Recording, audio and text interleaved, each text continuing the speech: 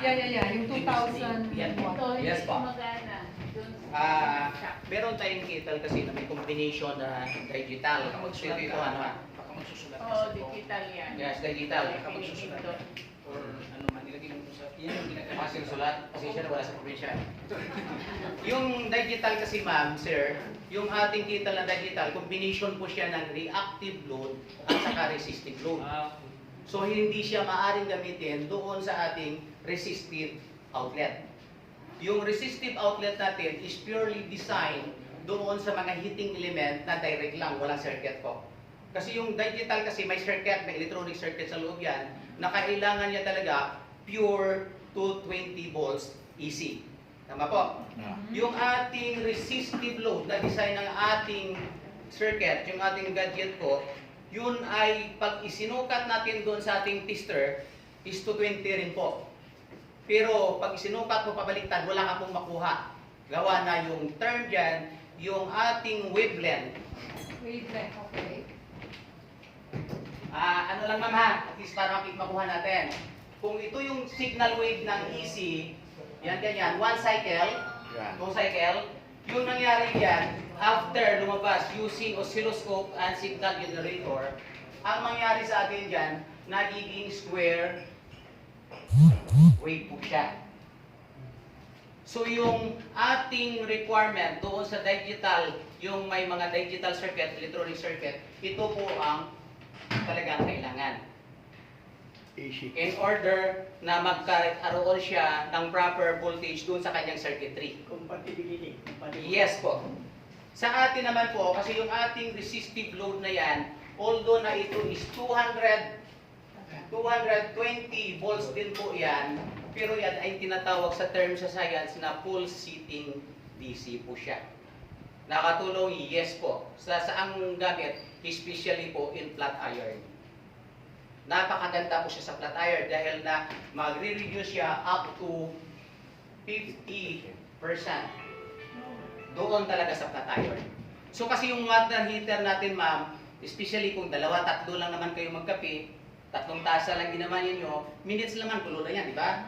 So ibig sabihin, talagang no need na po na gumamit tayo ng resistive load o resistive outlet natin for sa ating 3 tasang tubig po. Tama? Pero yung flat iron po natin, kasi pagkagaya sa akin na lang po ha, example ko, yung asawa ko po nagtatrabaho sa opisina, yung anak ko po 3 college. So yung uniform, laging nagpa-plansa. So kahit po yung normal na plansa, kasi ganito ngayon mama, in reality, sa amin po, sa level namin, hindi sa lahat, kasi may mga level na tao na may katulong. Sa amin kasi yung anak ko, pag nagplansa, may kasamang Facebook po. Ayaw. Yes po. Nanonood. Naghuhugas, nanonood. Yes, yes po. Ano na yan? Sa new gen na yan ngayon, yung generation, ganun talaga ang growth eh. So, halimbawa, nag-consume ka ng 2 hours po, sa using appliance na flat iron, dahil bumaba po tayo ng 50%, yung actual na consumption mo lang po is 1 hour na lang. Yes. So nakatipid po. So at least, kasi may idea pa rin po ako sa konting electronics at electrical, naintindihan po yung product ng company po natin. So that's why andito rin po ako, kasama niyo pong distributor din po. So yun lang po sa anong question sir, doon lang more sa resistive. Okay, pagdating naman doon sa yung sa 3-in-1 po natin. Kasi yung 3-in-1 po natin, meron po siyang ito. Yung sa harapan is reactive load.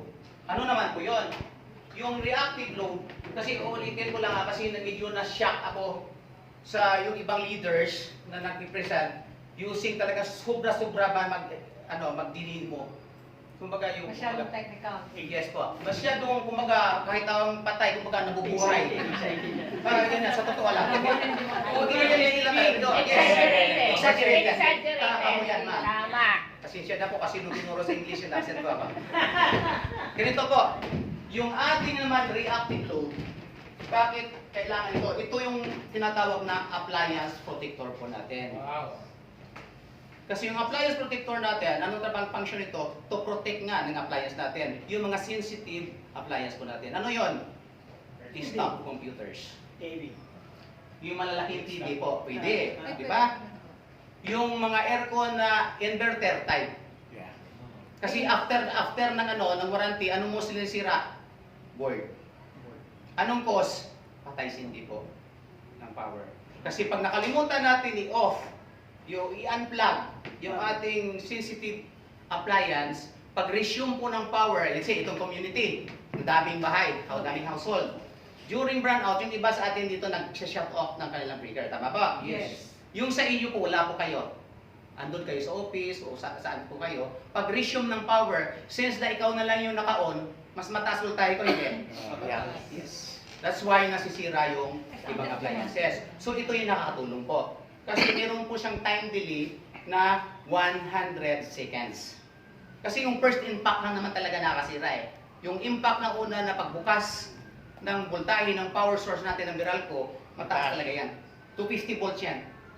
Kasi yung output ng transformer natin is 250 volts po. Yung alam lang natin na gumagamit, aktualan natin is 220 lang. Pero yung appliance natin mostly is out of volt, nagre-range po siya from 80 volts to 250 tolerance. Kaya pag mataas masyado yung voltahe, sometimes po hindi makakaya ng gadget natin, mga sensitive appliance natin. So ito yung nakakatulong. Pero yung company natin po, ang design na ito is for residential lang po. Maybe zone yung commercial, industrials. Kaya ito may limit po tayo. Yung ating gadget, protected po siya ng 10 amperes na fuse po. Bakit po? Hindi po to para sa company, para po to sa atin gumagamit. To avoid, to prevent ng sunog po. Tama po. Yun lang yung Pinoy. Hindi ko sinasabi na dito sa inyo ngayon ha, matatalino po. Bakit?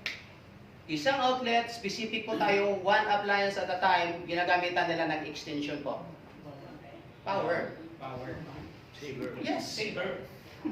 Naglagay ng extension, saksak isang appliance doon, isang appliance doon. Pag nasira, hindi naman na amin yan. Totoo lang. Tama. Sino may mali? Yung nag-discuss, yung may mali, yung company po. Kasi hindi sila amin, ganun talaga Pinoy po ma'am. Matatalino talaga. Hindi ko sinabi again, nandito po ha, sa iba yun. Magbibilog kahapon na nandito. Hindi joke lang. So, yun. At least alam na natin po ha. Tanong. Yes po. Paano yung TV mo, yung pinakamalaki ito, mas malaki pa dyan? Yes po. Anong gagamitin yan? Dito po. Saan isa lalagyan? Dyan mismo? Yes po. Sa likod ng ano po natin. Na malapit kung saan. Di ba? Paiksi yung cord natin po. Instead of plugging directly from TV cord to apply as a outlet, ito muna. Sasaksak mo sa outlet ng bahay mo, tapos yung TV mo dito na po. Yung extension niya, yun ang gagamitin. O yung saksak. Yes, yung extension, yung direct na po, yung cord. Dyan yung saksak. Yes po. Tapos ito nakasaksak doon. Yes po. Ito ba, kailangan requirements niya nito, itong gadget para ito diretso sa wall o pwede ito sa extension? Ma'am, pagdating dito naman sa source, pwede po tayo extension. Pero wag lang tayo naglagay ng extension dito. Ilalim, sa lutsay. Dadami. Yes. Kasi po, experience namin ganito. Kasi maigsi kasi siya, di ba? So, yun ang Bakit ka ba tanong maikli ko. yan? Ma'am, kasi po ito, talagang may sukat kami na 18 inches. Standard po namin na measurement. Sa ngayon po, gawa po na ito ay hindi naman talaga. Mostly kasi ma'am, kung muna na may outlet, nagpa-plug tayo ng appliances. Tama? So yung ginawa nito is one appliance at a time. Ibig sabihin, unplug mo lang itong appliances mo sa outlet mo, isaksak mo ito, saka lipat mo ito. Sunodin na mahaba. Sir, tanong. Sabi mo one appliance at a time. Yes pa. Eh sabi mo 3-in-1 yan. Sa 3-in-1 po natin na unit, ito pa. 3-in-1. Ano to ba? Yung ating unit na to is 3-in-1. Okay. Pero one appliance at a time. Kung magplansa po kayo, hindi pwede nakasaksak yung TV nyo po. Ibig sabihin, bunutin mo, magplansa, gagamitin ito. Kasi, yun, tama po yan. Kasi one appliance at a time na gamit lang po. Pag tapos kayo ng plansa, pwede mo bunutin, ibalik doon sa TV nyo po. But at the same time, kahit saan man ginagamit, resistive man or reactive Ang tawag load, yan, reactive. Hindi, kaya tinawag po na 3-in-1 yan kasi tatlong gamitan po. function. Function. Pangkalahatan. Yes, pangkalahatan. Resistive at saka pang... Ngayon, pag walang naka-plug po, yung function niya is centralized. Oh, Sa centralized. ngayon, kung gagamitan mo ng plansa, centralized na, at the same time po, resistive na siya. Ngayon kung binunot mo yung plansa mo, gumamit ka ng TV mo, dalawa pa rin function. Yung reactive load as your appliance protector, at the same time, centralized po siya. Sa aircon pwede rin sa Yung sa aircon po natin, again, ulitin ko, kasi merong aircon tayo ma'am na mga malakihan. Aircon din yan eh. Aircon din to. Ito, bawal to. Aircon din Bawal yan. yan. So yung atin lang ma'am, yung pang residential, mga window type po. Ito, window type lang. Yung split type, kasi yung split type natin, may mga categories po yan sir. Merong matataas na Hindi pwede wattage. sa split type yan. Pwede tayo sa split type kasi may split type naman kasi na maliliit. 1 horsepower. 1 horsepower, 2 horsepower. Yung 1 horsepower is equivalent of 756 watts, 46 watts. 746. Yes. So ibig sabihin, pwede. So hanggang ilang horsepower ang pwede dito? Multiply lang natin ma'am kasi yung 10 amperes is equivalent of tumatakbo siya ng ano, mga to be safe, 1,600 watts. So hindi pwede dyan 2 horsepower, ma'am. 2 horsepower. Pwede po. Pwede pa. Wag Two lang horsepower. wag na masyadong mataas po. 2 horsepower is pwede pa po. Horsepower. Kasi madalang mo naman makita sa mga window type na malaking 3, 4, wala naman. Nakikita mo yung 3 horsepower o 3 tonners na aircon, yung ito, yung mga split type. Mga ground aircon. Di ba pwede magkaroon tayo ng package na yung ganun lang? Depende sa client mo ha. And then magkaroon ng package na talagang complete na.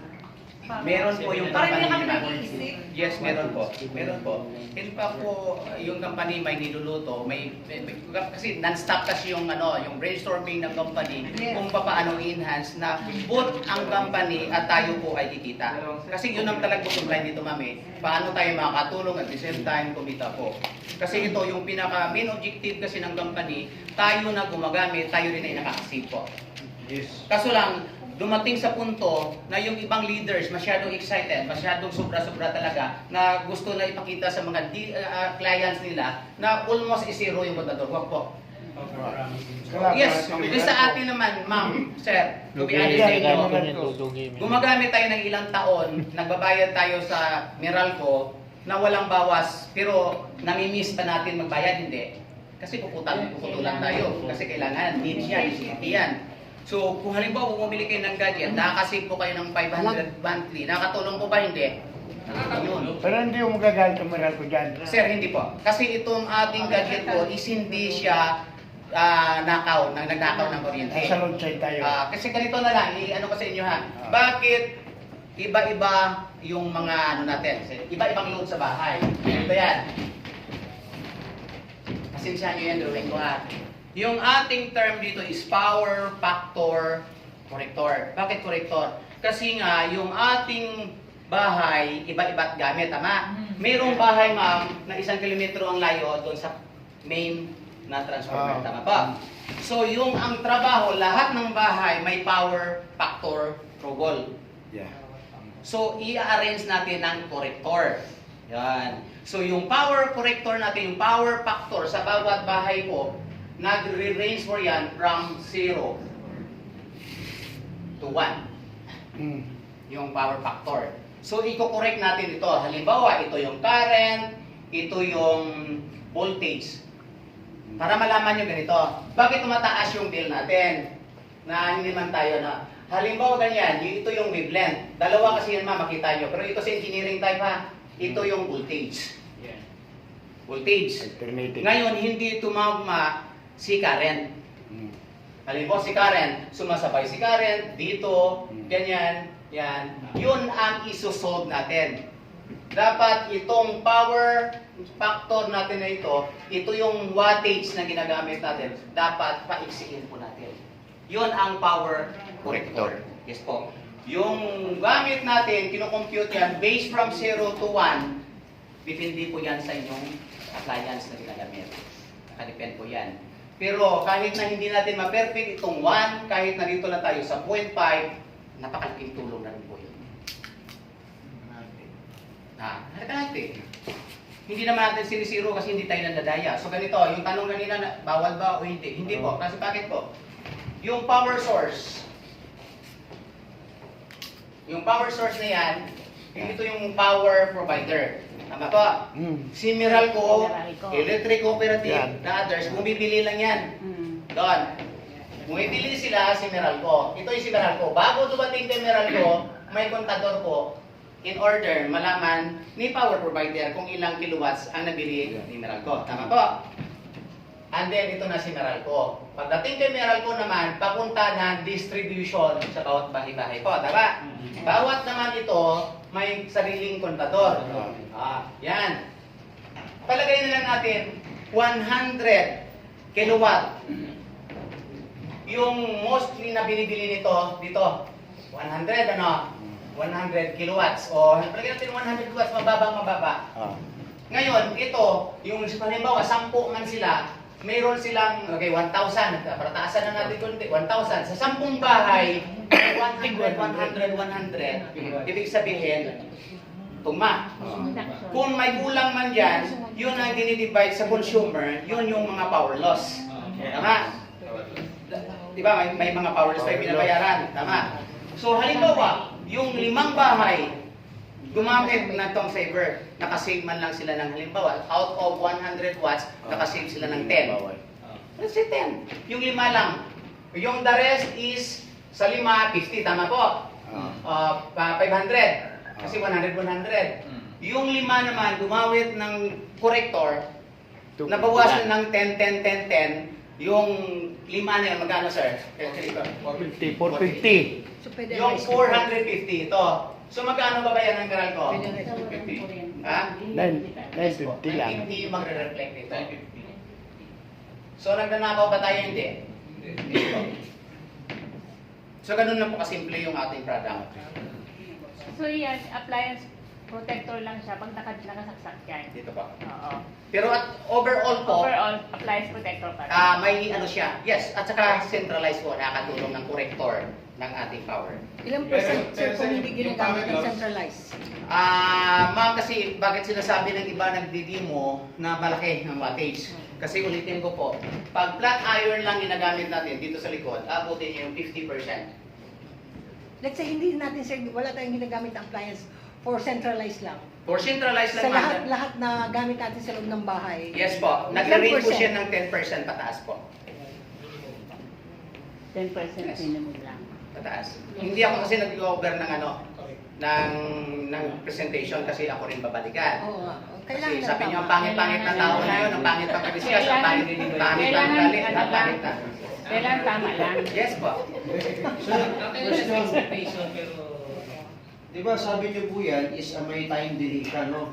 Once po ba yan na isinaksak po natin doon sa outlet na ginawa natin doon sa may breaker, sinaksak natin, at nagkaroon ng brownout, at nagkaroon ulit ng ilaw, mangyari po ba yung kuryente mo sa loob ng bahay mo, madidelay din ng 100 seconds? No po. Kasi ito po yan, sir. Yung ating isang outlet dito, yun ang function niya talaga ng appliance protector. Yun ang may time delay. Kasi yun ang ka-direct sa ating appliance. Na sensitive. Ito lang yung time delay. Yes po, Yan. Yun lang siya. Yung nasa huli. So, ipoprotect niya lang yung nakasaksak dyan. Yung hindi nakatakta. Di ba tatlong saksakan yan? Yes po. Dalawa lang po. Dalawa. Pero bakit kanya sabi mo? Pag nag-TV ka, TV lang. Pag gagamit niya ang plancha, tatanggalin mo. Ay bakit nagdalawa pa yan? Isa na lang dapat nagsaksakan yan. Tama po. Kasi po ganito, sir. Ibang circuitry ang ginagamit dito sa plancha. Ibang circuitry na reactive load. Di ba yung kabila, ibig sabihin kabila, ang TV, yung kabila ng plancha. Yes po. Ah. Okay. Kasi one appliance at a time. Bakit po? Pag nakasaksak ito, nakapit sa TV mo, hindi mo naman siguro madala yung plansahan mo sa tabi ng TV mo. Okay. Diba po?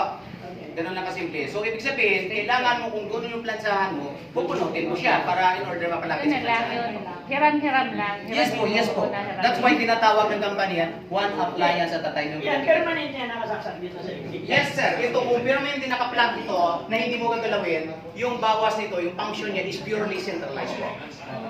Okay, pakita ko na competition in science, Meaning to say, lahat na appliances, nababawasan. Yes, nakukulit yung collector. Kahit yan lang nilagay, hindi sa breaker. Yes po. Pero mas maganda kung malagyan nyo, bakit anong pinakaiba?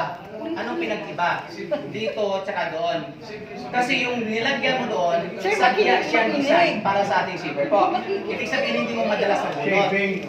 Kasi pag yan lang sa mga outlet natin, na sinasaktan din natin mga other appliance natin, sometimes mabubunot po natin. Tama po. At ito pa, mostly kasi design, especially sa residentials, yung level may measurement kasi yan from floor area.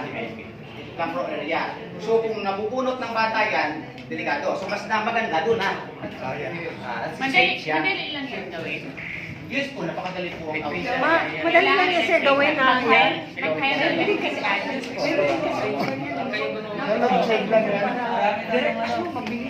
Dalawa dito ilagay.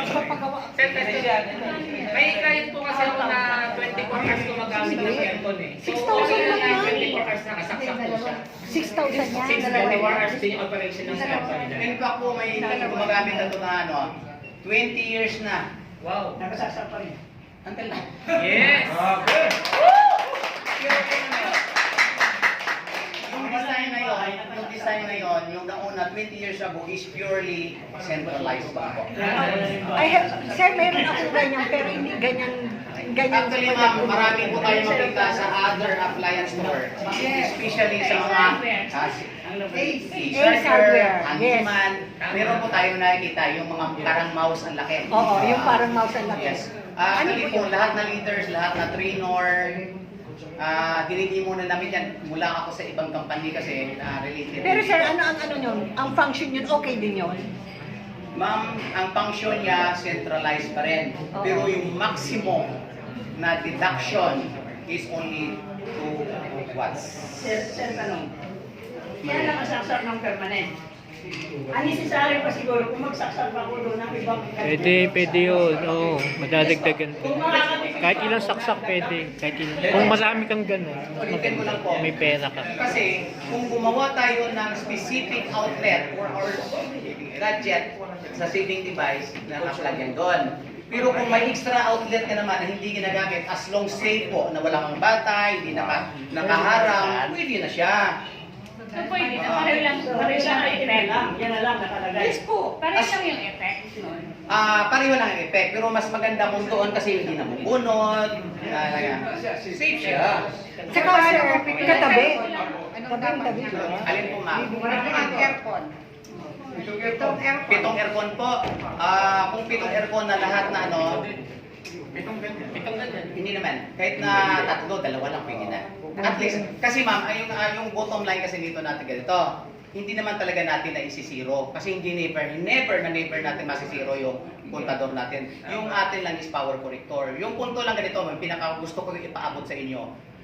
Ito is energy savings device lang ito. Pag nakakabawas tayo ng, let's say, 500, 800 sa isang buwan, malaking tulong na po yan sa isang taon. Di ba, bumabayad naman tayo ilang years na walang bawas, okay lang sa atin, di ba? How much more na meron? At ito pa maganda, nakakasave na tayo ng electricity bill natin, may business pa. Yes. Yes! Ito tayo sa business natin. Kagaya sa akin po, may mga nag-invest under po sa akin ng mga doktor, mga head ng university sa ibang province po, na nakita kasi nila na yung usefulness ng product, hindi lang talaga na pira-pira, kundi nakakatulong po tayo. Ano yung sa investment? Magkano? Yung stockist po na sa marketing na convince kasi sa stockist. So any question pa po? Okay na po. Okay na po? Okay.